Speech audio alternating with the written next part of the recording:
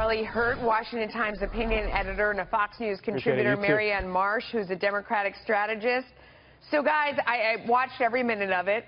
I think everybody looked bad. I mean, Comey's leaking things through other people, lying about where it's coming from, covering his tracks. Trump looked terrible. You know, he's asking people to do things. Loretta Lynch looked bad. The Clinton campaign. The only people who looked good, ironically, were the senators who were asking decent questions and showing some decorum. Charlie, where am I going wrong? No, I think that you've got that exactly right. The problem, though, for Democrats and the people that are, want to go after Donald Trump and embarrass him, is that the stuff that made where Trump looked bad, we already knew all about all of it because all of it had been leaked. And the only new things that came out today were things that were pretty bad, like the Loretta Lynch thing.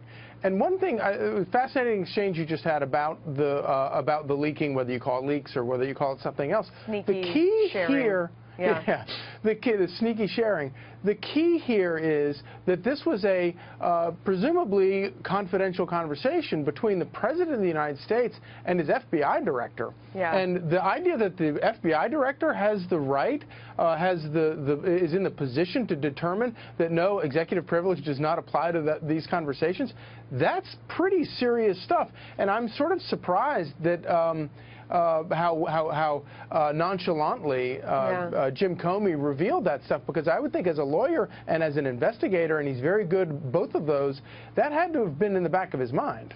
Mary Anne, it was sort of like a delicious buffet of bad behavior. I mean, there was like something for everyone through the whole entire thing. I mean, it was kind of amazing. And what's odd is, even though a lot of the stuff in there was new, it was kind of what we expected. I mean, he's a show pony. He's a chatty Cathy Comey. He gets out there. He shares all this stuff. There ends up being something for everyone.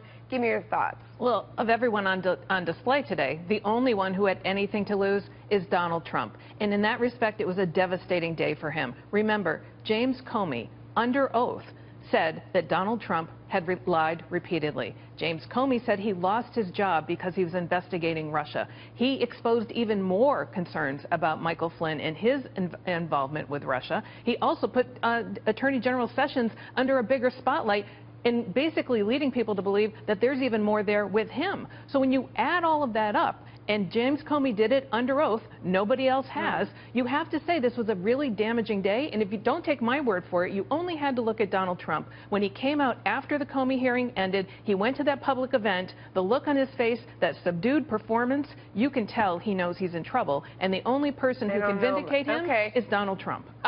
Charlie, I think another big loser today, Loretta Lynch. I mean, her reputation went down the drain. I mean, she asked Comey to use language that they were using in the campaign, which, I mean, Comey said to characterize it, his exact word, he said to characterize the investigation in a way that was totally a lie, that was totally inaccurate, that it was a matter. And he's like, it was absolutely an investigation. Loretta Lynch wanted me to lie about it, and it made him nauseous. Yeah, and that right there is an absolute bombshell that nobody knew anything about before today. Right, that was brand new.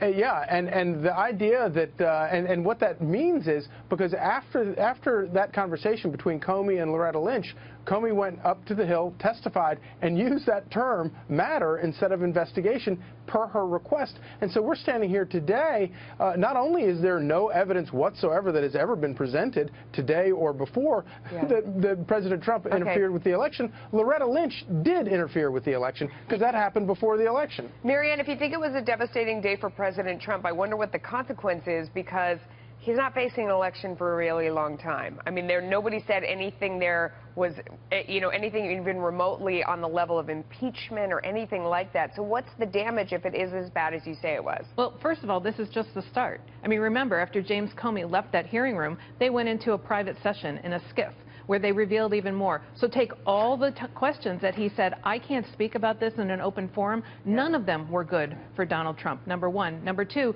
this isn't a cloud. This is a mushrooming hurricane that surrounds him, and that is going to impede him from getting anything done. So if Donald Trump has tapes, put them out. If you got taxes that show that you didn't do deals with Russia, put them out. That's what you've got to do to try to get this passed. All right, and get something what the done. Republicans said about the Clintons forever, and never amounted to anything. There you go. All right, Stephen.